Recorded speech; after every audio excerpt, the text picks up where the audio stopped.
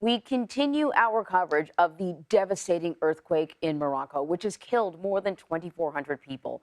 A series of tremors continued over the weekend, and there are some places rescue workers still cannot get to.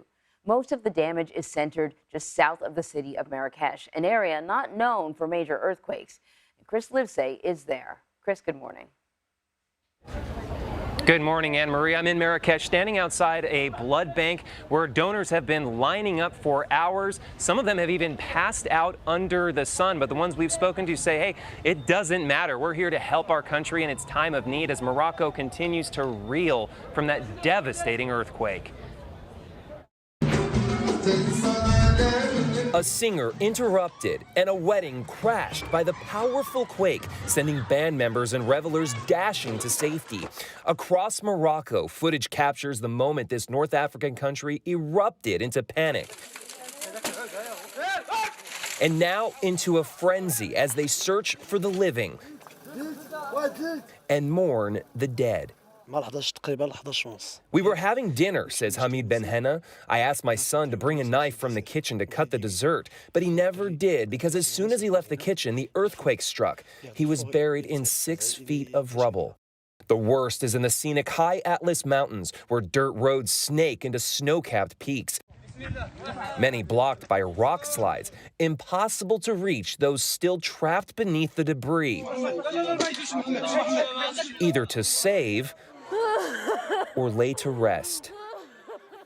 More than 300,000 people have been impacted by the quake, including foreign residents like Helen Gallagher. And we just couldn't ever imagine something like this happening here, really. It's just been totally devastating. We're just in survival mode and just trying to get help out to the people who most need it, and we'll process it afterwards.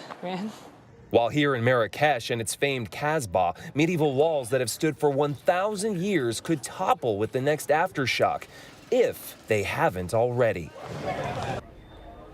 And the need for aid is immense. Now, the U.S. Embassy tells us they're aware of a small number of Americans who have been injured by the quake, but of no deaths. Meanwhile, locals and foreigners alike continue to line up behind me here at the blood bank to give what they can, drop by drop. Anne Marie? Oh, my goodness. Yeah, you can see that the need is great and vast, different types of need. The Moroccan government has accepted offers of support from 4 different countries: Spain, Qatar, the UK, and the UAE. What about the U.S.? Do we have any sense of whether or not the U.S. will join in this recovery effort?